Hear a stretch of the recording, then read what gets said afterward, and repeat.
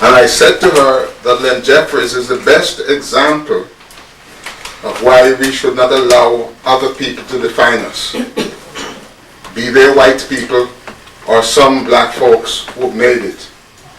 Because before you meet Len Jeffries, if you listen to the papers or even talk to some folks who you know, folks in academia and so on, you think this man is a tyrant.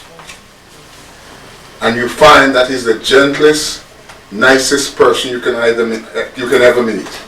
Quite apart from his intellect, he's a very gentle man. And in the last several years, working with him here at Clarke House, he's one of the guys who will stay back with you and help you clean up the garbage. And if you talk to the people over at the school, you'll find that even those who don't like his ideology must respect him.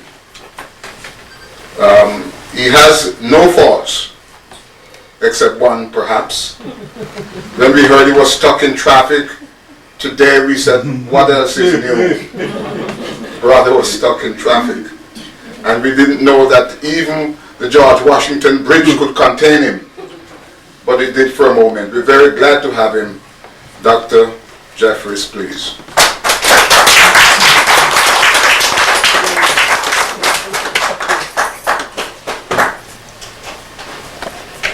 Hotep, brothers and sisters. Hotep family. It's good to be here, Doc. Better late than never. But I told Sister Carol, she said, Dr. J, would you want to pick up Dr. Ben? I said, I'd like to, but I know Dr. Ben. I think it's better for Brother Solomon to pick him up, because if I'm 1 minute late, Dr. Ben will take a cab and come on up here. I went with him. They were trying to invite him to Barbados. I suggested that they invite his wife also, so that she could take care of him. But she couldn't go. So I said I would go. Okay. So I went with Dr. Ben to Barbados. Rushed over to George Washington Bridge, and I said it would be better for me to park my car on St. Nicholas Avenue, and then we take a cab out to the airport. Well, I went in to put my car in the St. Nicholas garage. Dr. Ben was outside waiting for me and decided I can't wait no longer. He jumped in a cab and went out to the airport. I had to catch up with him. And then when we got to Barbados, the sun of the Caribbean and Africa can give you new life. And so Doc had trouble coming down the stairs of the plane, and then we had a wheelchair for him. And so I'm trying to lug his bags and wheel him in. But once that sun hit him, and when we got outside the airport, you would have thought you were not in Little England. Barbados is considered Little England.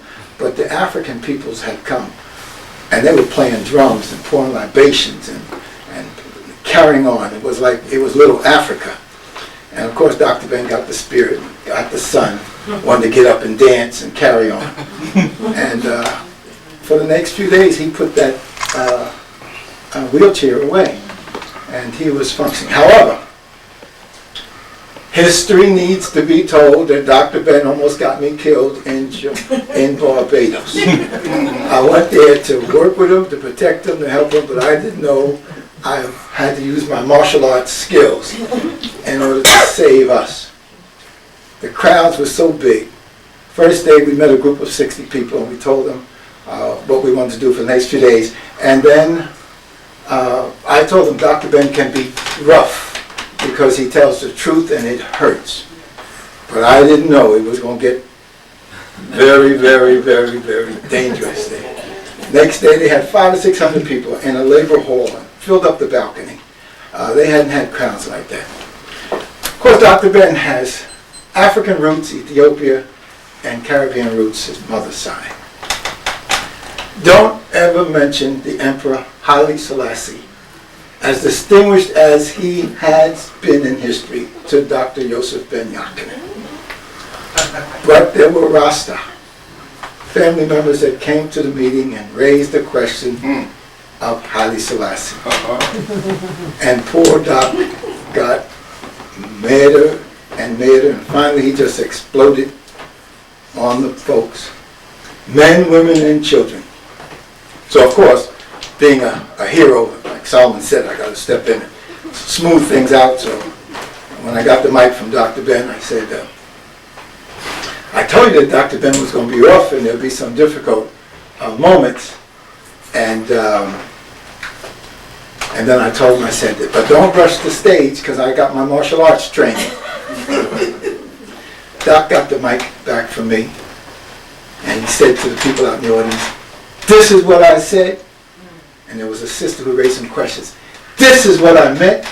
And then he looked over at me, you too. And here I am, dragging myself all the way from my comfort of New Jersey and to protect Dr. Ben. And he almost got us both killed in Barbados. But Dr. Ben has enormous history, and Dr. Lewis will say, and Mother Keffa, and Dr. Mary Lewis, that he was, and Sister Gertie, and Sister Sybil will say he was very articulate and clear today. Let's give him an acknowledgement, a round of applause.